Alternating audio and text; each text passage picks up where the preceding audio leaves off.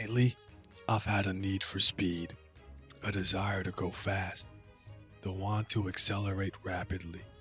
For a long time, I've been a fan of a certain video game franchise, but aside from their latest official fan-made game, if you will, I haven't particularly been moved. But I found several games that are inspired by this series, and I mainly wish to highlight that one franchise in this video.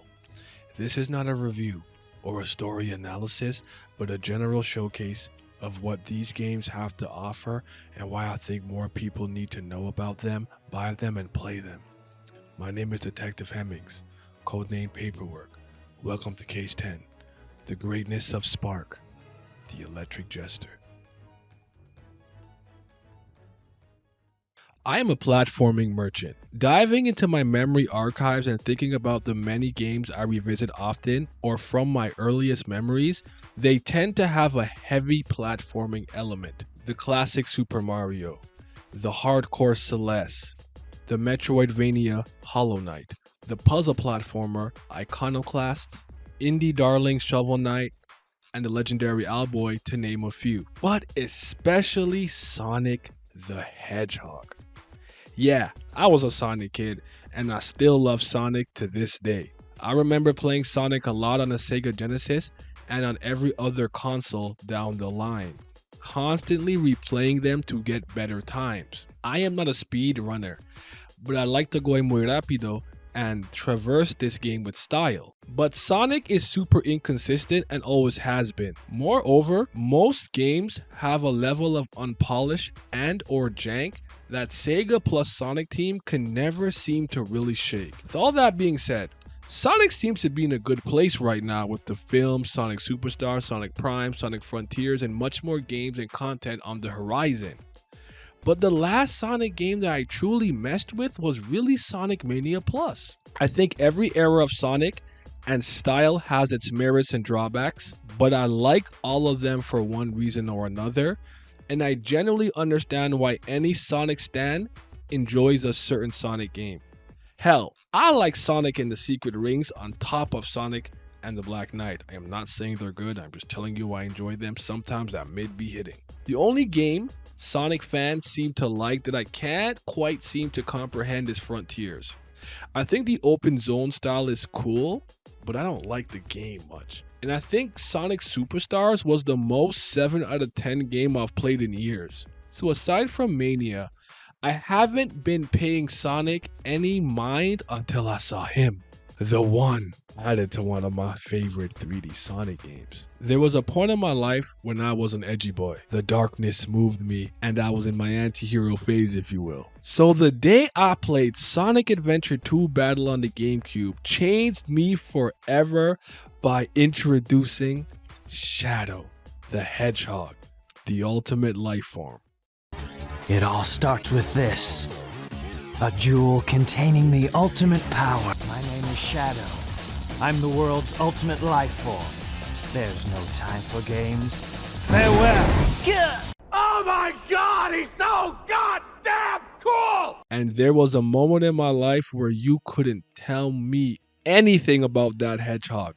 He was the coolest nigga I had ever seen, and he's still to this day my favorite Sonic character, and he is coming in Sonic Cross Shadow Generations, a remake and or remaster of Sonic Generations, which is one of my 5 favorite Sonic games, but we're adding a Shadow campaign to it. This moved me tremendously. I have to wait for it, so I'm like, damn it, I want to play it now. But then I ask myself, why haven't I done the thing that I always do when a mainline series isn't really giving me what I want or making the games that I love anymore? When Paper Mario moved away from its storybook RPG style, I found games like Born of Bread and my favorite video game of all time, Bug Fables: The Everlasting Sapling. I did not like anything from a marketing standpoint that Fire Emblem Engage was showcasing, and I found Dark Deity. Dark Deity 2 coming soon. And for a final example, and something I'll dive into deeply soon, Sega stopped making Jet Set radio games, and I know they're finally making a third one, but Team Reptile took up the mantle with games like Lethal League Blaze, but especially Bomb Rush Cyberpunk. So I did my homework, looking for high-speed platformers with momentum-based movement and physics, and boy did I find some heat. From Freedom Planet 1 and 2, all the way to Polyroll, to Dynacat, that kind of reminds me of Sonic Jam, Panic Porcupine, which is kind of Sonic mixed with a little bit of Super Meat Boy with the brutal death, and the main one I want to highlight today. However, before I do that, I want to show love to an upcoming game made by Chromatic. They do a lot of cool shit on their channel, but I was specifically there because they were making models and modern looks for Conceptual Snowboard Kids 3, specifically Slash and Mr. Dog. Snowboard Kids 2 is one of my all-time favorite video games and is my favorite Nintendo 64 games, so I was aware of them before this. They have a demo for a game once known as Project Rascal called Rolling Rascals that I just want to show some love to. It is something I imagine I will play a lot in due time, but since it is not out yet and it's only a demo, we'll leave it at that and finally dive into Spark, the Electric Jester trilogy, and how it shocked me to my system.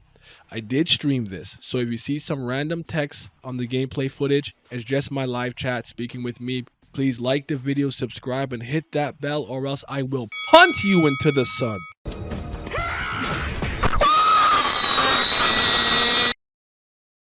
Apologize for taking so long to get to the main topic, but I was setting the stage and giving context as to how and why I found this game and why I needed it. But let's finally talk about it, starting with the first game, Spark the Electric Jester. Spark the Electric Jester 1, 2, and 3 are a trilogy of games created by Feperd, who used to make Sonic fan games. I don't know the full history of the man and his work, but I've done enough preamble, so I'll just mention that he created Sonic before the sequel, Sonic after the sequel, on top of Sonic Chrono Adventure, I believe, before making his own game with a similar style. I won't mention too many story-specific details, as I don't find it that compelling, and let me say this here, because I'm not criticizing him. I don't care about video games having a great narrative. I am here because this is an interactive medium, and to me, gameplay is king. If the story slaps, that's just icing on cake, the cherry on top. I can read a book, comic, manga, play a visual novel, watch cartoons, anime, live action TV, or films if I want a more cinematic story experience. I am not saying it's not important and you shouldn't strive to make a good story, but I don't need that to love a video game specifically. But that is just me. Now back on track. Spark loses his job after just becoming an electrical engineer, and then he takes up a job as a circus performer after he created his Jester hat that essentially gives him electrokinesis, to put it simply. He is a Formy, an organic life form that inhabits the planet. But robots exist too. He lost both his jobs to bots, and his circus job was taken from him by a robot that looks just like Spark. So after losing his job and seeing some robots rampage, he sets off to find fake Spark, who he dubs Fark. During his petty chase, he gets caught up in saving the world from a robot and AI invasion. That's the gist of the first game's narrative in a nutshell. Spark the Electric Jester 1 is a 2D styled, high-speed, movement-based platformer that takes heavy inspiration from Sonic. This is clear with how Spark runs, the level design, the quick movement, and the loops. But wait! There's more! Spark 1 also used Kirby, Mario, and Mega Man as a motivating force. Spark has many power-ups that change how Spark looks, fights, and moves specifically. Similar to Kirby's copy powers, and if you take damage, you can lose these forms. However, like some Mario games, you can store a power-up similar to Super Mario World. You can switch between the two at any time, and some of the robot theming and boss fights remind me of Mega Man. But don't get it twisted. Spark is its own game with its own sense of style, flair, and I don't see it as a Sonic clone. I more so just see Sonic as a guiding light for this game's creation. All the power-ups are fun in their own right, and I learned that some are better than others. But if you're like me, you'll experiment with them all, use the ones that make the most sense based on the level and or boss fight on top of just using your favorite. Jester powers are special abilities that formies are able to take on through the use of an item such as a weapon or clothing. I am going to list all the forms that Spark has in this game. So you have base Spark, then you have Mage Jester, Wind Jester, Fire Jester, Gravity Jester, Electric Bat, Sparkboard, Cool Jester, Edgy Jester, Plasma Sword, Night Jester, Magical Jester, Megagram Hammer, Archer Jester, and Super Jester. Not going through all of these, but I will talk about my favorite ones and the ones that I hear are universally the best. Wind Jester seems to be the one everyone thinks is hacks, and while I like it, it wasn't my favorite Jester power. The Sparkboard and Archer Jester were the forms that I absolutely used the most. I liked Archer Jester for bosses. It lets you fire up to 5 arrows and you have an ability to charge the attacks for different effects depending on the power. For example, the Mage form lets you fire a Kamehameha type beam that I found extremely useful. The Sparkboard I love for the Sandy level and speed focus courses because you can gain a crazy amount of speed and kind of do a 360 in the air to skip a lot of the level. It's great for speed running. The general gameplay loop is to run, platform, while taking out enemies, while getting to the end, where more often than not, you will fight a boss. You can grab health and these diamond bits that I think fill up a bar that will revive you, but to be honest, I'm not 100% sure. Someone who knows, please fill me in the comments, but I know for later games, they act as currency. The 16 stages have 2 parts to them, and I'd say on average it takes a normal player about 3 to 5 hours to complete an initial playthrough. The stages are vibrant, well designed, and have stage gimmicks that are fun to engage with. There's a level where you get a liquid that gives you a second jump, or a stage filled with lava and fire if you will, and then you need to go into the heart of the extreme heat by going through a fire shield. If you take too long to get out of that area, or take too long to get to another shield point that will replenish your shield,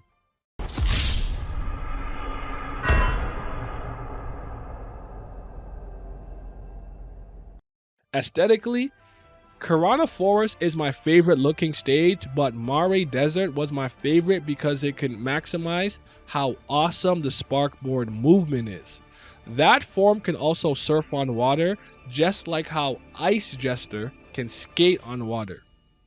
The courses get more difficult in my opinion, and there isn't a crazy jump in difficulty, though I do think the final levels are a little bullshit. Bosses are hit or miss.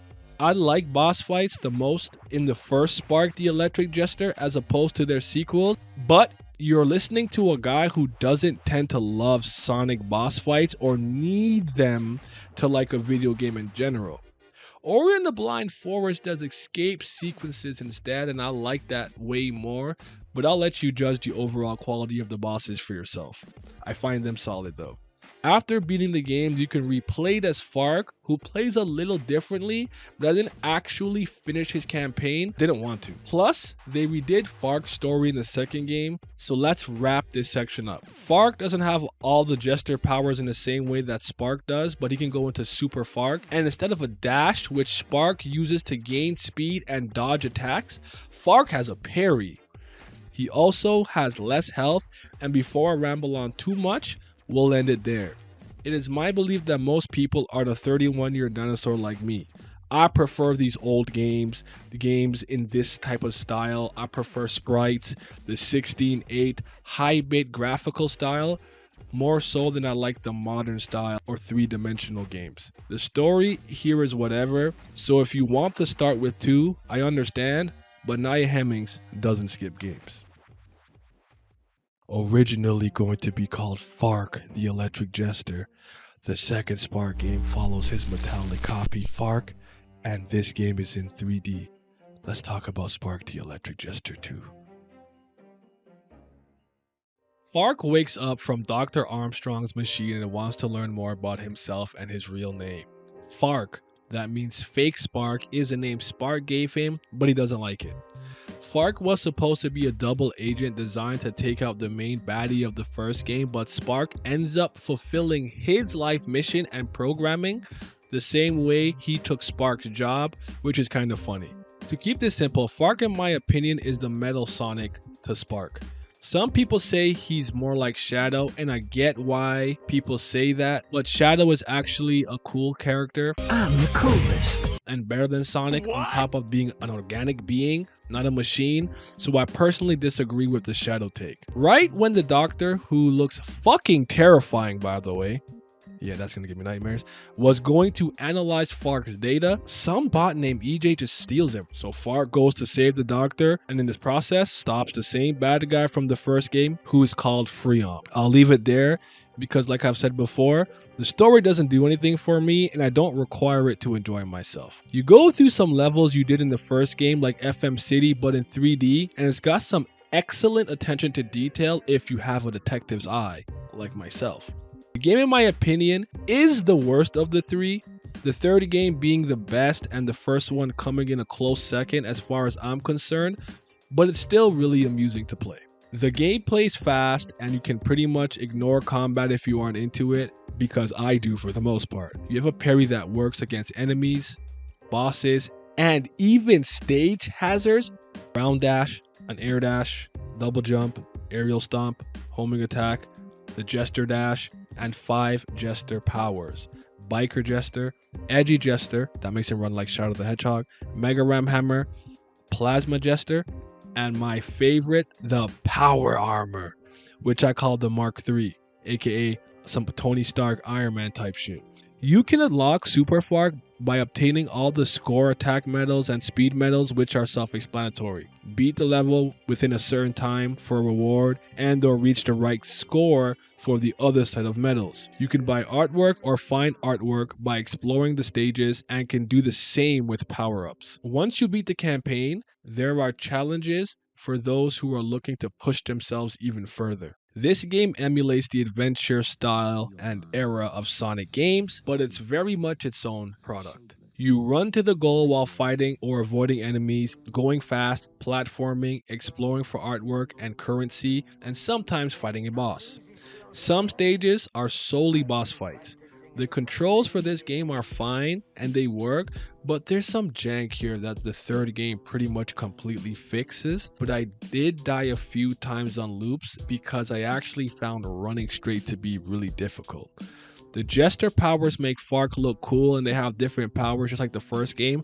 However, I wanted to highlight 2 of them. Edgy, because it makes you skate run like Shadow, and the power suit, which gives you a longer dash, looks super cool, and from what I can tell, was the best suit for bosses. There are 14 stages and 1 level has no enemies, and it's all about going super fast, which I loved, and it actually made narrative sense because you had to rush to a certain area. That level was Planetary Stripe, aka my personal favorite level, but from an aesthetic standpoint, I thought the most beautiful stage was Floresta Blanca, and it was a gorgeous snow course with some fog. And I actually really like the other courses that played with verticality. Titanic Tower, you have to climb to the top, and then Castella Blanca, you go down to the bottom. It threw me for a loop on my first playthrough, but I love those stages.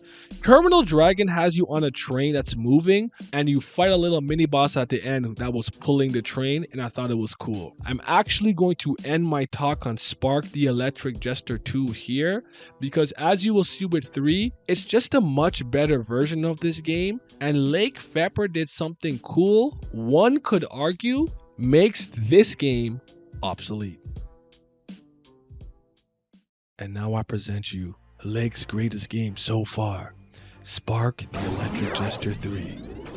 By the way, I don't like the story or care about it, so I'm probably not even going to mention it. We're back to Spark, and he's got a jacket. Yes! Yes! What you gonna do? Don't worry about it. Don't worry about it, sweetheart. My boy Spark is looking clean, and I immediately have to tell everyone that this is the one. This is Lake Feperd's peak right now, his magnum opus. Spark the Electric Jester 3 is absolutely fantastic, and I know I shall be playing this game for a long time, over and over. Everything that Lake's been learning, making Sonic fan games, and especially the first 2 Spark the Electric Jester games, has bared fruit here. I was blown away by how much better this game is than 2, but my take gets hotter. It's better than the Boost era Sonic games on top of the adventure games. First of all, let me talk about the refinement in controls. I found that Spark 2 was a little wonky when moving at high speeds and slightly clunky, but all of that is fixed. Spark, Phantom Spark, Fark, and Float feel great to control. Now when I go through loop-de-loops and I fall off, it's my own fault. Because sometimes in Spark 2, I thought the game was kind of finicky and it wasn't my fault that I was falling off these loops. The sense of speed, movement, flow, physics, and combat are all improved. But let's talk about what's new. First of all, rail grinding. I love grinding rails in any video game, and this game has some of the best rail grinding that I've ever experienced, except for some extreme sports games like Ollie Ollie World or something like Bomb Rush Cyberpunk. You can slow down to charge energy, boost, crouch to speed up when going downhill, and rail switching is seamless. Brilliant work. I never died rail switching. The shop now contains modifiers, enhancements, and skills you can purchase to expand your moveset. I haven't experimented with everything yet, but combat moves you can get to extend combos like Yusuke's Spirit Gun that you can snipe weak enemies on the run with without having to use the Jester dash. The Reaper power-up that lets you kind of phase through stage hazards when you dash. A speed up that costs energy, and a Saiyan Scouter. Vegeta, what does the scouter say about his power level? It's over 9,000! What, 9,000? That helps you find Explore medals. This is a good segue into the level design. It's peak. These stages are made in such a way that you, the player on any given run, can choose your playstyle. The courses are large, expansive, with many ways to traverse through them while hiding many secrets. Aside from just completing the main task the level asks of you, such as reaching the goal, you can earn speed medals by beating the stage within a set time. Meanwhile, you'll likely be replaying the stage over and over to find the quickest, most optimal route to finish while executing your run perfectly. You can explore the level slowly at your leisure to collect bits which will help you buy things in the store, making you stronger, but especially to find explore medals that are hidden all around each stage. Then there is the score attack, where you fight, collect items at your own pace in order to get the desired number you need, plus a high-end score multiplier. My hot take is that this works better than the score attack of Spark the Electric Jester 2 because you can take your time to get a high score instead of having to find a balance between score attack and time attack. Speedruns should solely be that, speed and time focused. Score attack should test something else instead of how quickly you're getting something done, but that's just my personal opinion. I'm not saying I'm right. Some levels are time attacks, some are vehicle sections, some are explore only, some are combat areas, and some levels are solely boss fights. I will say each game has less and less Jester powers, which I can't say I love personally, but the decision makes sense. Not having to design around all of these crazy abilities and movement options allows for a more focused, dedicated experience. I do miss them though. That being said, we do have 3 playable characters, plus a fusion I shan't spoil, and 1 Jester power-up. Spark, who has 1 Jester power, the Reaper Jester. Float, who is a character from the second game, can actually hang in the air longer, descend slowly to the ground, hover, and or float. She's awesome, and she's got a sword.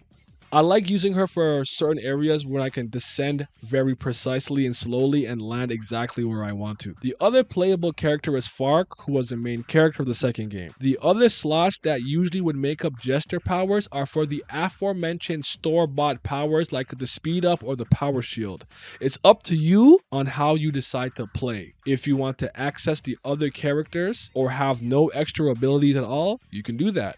I tend to have the Scatteron for medals, the Reaper Jester ability, and then float and spark on my skill wheel D-pad thingy. I think it works perfectly for the game, all things considered, and the level design complements the gameplay changes extremely well. My biggest criticism of Spark the Electric Jester 3 is that the story is uninteresting and poorly told. And then combat. The combat isn't like bad, it's better and more improved, but it's just not a part of the game that I particularly care to engage with. Personal thing. I will say this game has one of my favorite video game intros. Spark the Electric Jester 3 has a cold opening where you start off driving in Spark's car, and I absolutely adore the driving courses in this game. If my research and information is correct, Feperd has been working on a racing or driving game of sorts, or has been tinkering around with one, and I think he's got a solid foundation because I thought those car sections were some of the most fun parts of the game. The graphical overhaul and character models are much better, smoother, and the music slaps.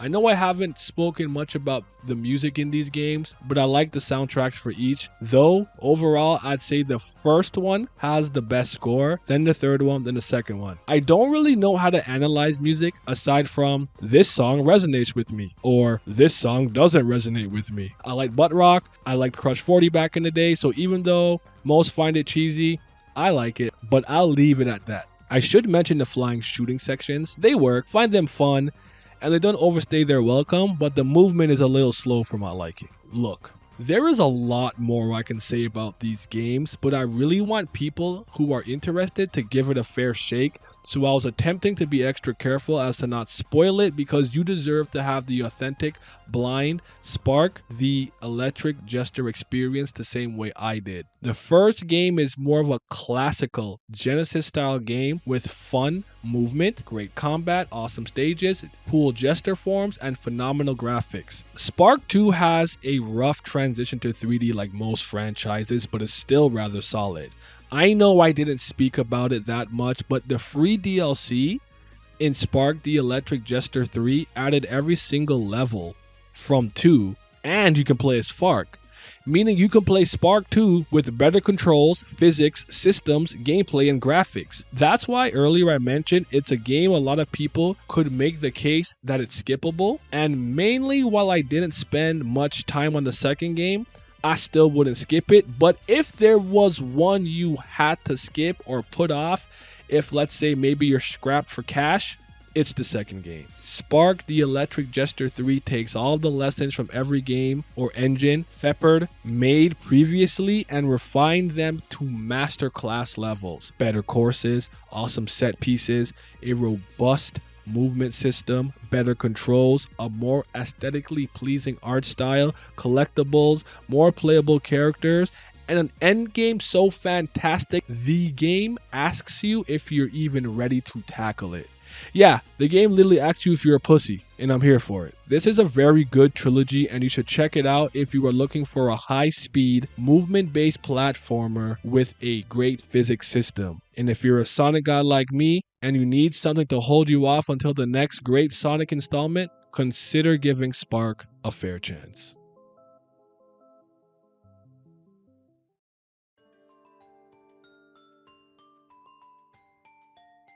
I originally planned on making a different video for today.